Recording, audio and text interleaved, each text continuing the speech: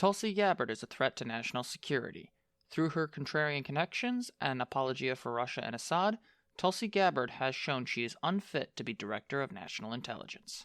The last several days have been a frustrating mess of unqualified nominees for the Trump administration. Whether it's Pete Hegseth, Matt Gaetz, or Robert F. Kennedy Jr., the overwhelming theme is just how unqualified, unethical, and dangerous these figures are.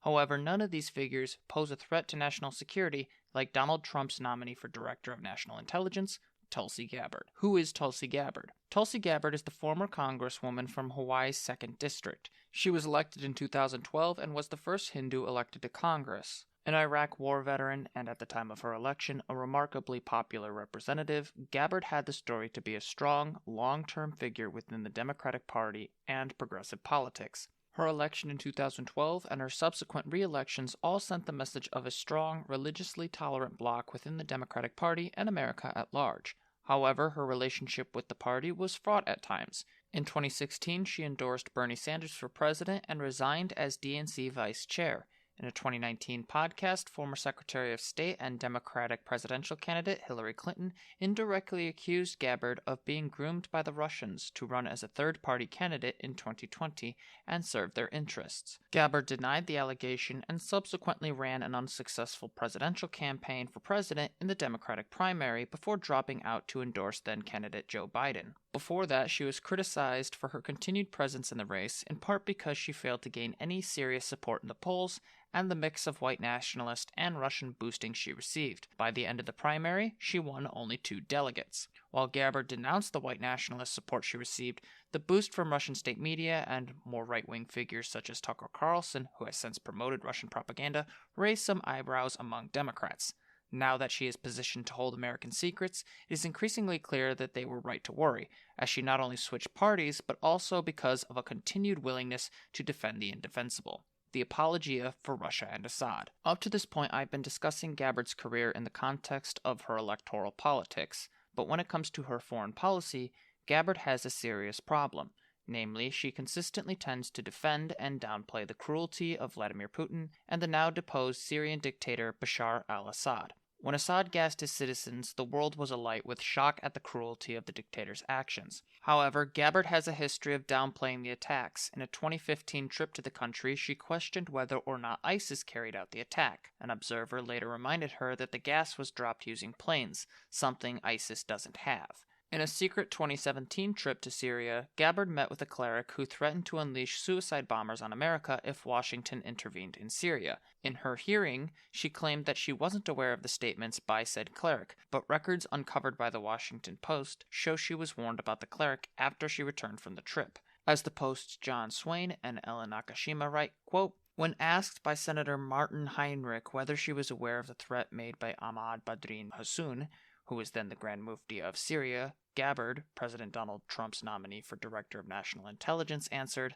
I was not and had not heard that until today. But documents reviewed by the Washington Post indicate that Gabbard was aware of Hassoun's threats soon after she returned from her controversial visit to the country in January 2017.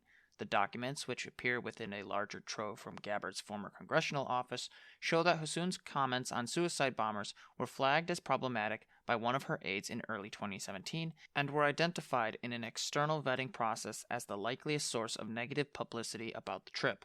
A Google account in Gabbard's name left comments in an electronic draft of potential answers her office was preparing to counter anticipated media questions about the cleric, unquote. As the Post's reporting shows, she was not only aware of the cleric's comments and history of aggression against the United States, but also went out of her way with her staff to downplay the severity of the meeting. Her saying that she wasn't aware of the cleric's statements is, at the very least, dishonest, and at the worst, perjury. After her trip, Gabbard continued to question the attack and its perpetrators. To date, there is no credible evidence that the attack was a false flag or that Assad wasn't the perpetrator of said attack. It wouldn't be her first time engaging in conspiracy theories to defend dictators. When Vladimir Putin invaded Ukraine in 2022, Gabbard posted a defense of the Russian invasion, arguing that the fault lay with NATO and the United States, saying, quote, this war and suffering could have easily been avoided if the Biden administration/NATO had simply acknowledged Russia's legitimate security concerns, unquote. She also spread the Russian propaganda line that the United States was building secret biological labs in Ukraine, a lie that the Chinese government has happily spread. The labs in question were built with full public knowledge to protect people and prevent the spread of deadly pathogens. Nowhere in her original statements, nor in any of her supposed clarifications, did she point out that Russia was spreading lies about supposed weapons being built to target Russian citizens there, nor did she ever put pressure on the Russians who, mind you, were invading Ukraine at that very moment to end their invasion to avoid damaging these labs. Instead, she equivocated between the United States, Ukraine, Russia, and NATO. If she were seriously concerned with the well-being of these labs, the only appropriate response would be to call on the Russian government to leave the sovereign territory of Ukraine. Conclusion: Tulsi Gabbard is a tiptoeing contrarian, and her past statements on foreign policy disgrace her and disqualify her for public office. She can't be trusted to uphold even an iota of the responsibility to command all of the United States' intelligence agencies. From her continuous defense of Russia and its wars of aggression to outright denial of atrocities, Tulsi Gabbard is not only unfit but is morally culpable for downplaying the suffering of her fellow human beings. Putting her in such an important position will only put American secrets at risk and weaken our presence on the world stage. Originally published at progressiveamerican.net on January 31st, 2025.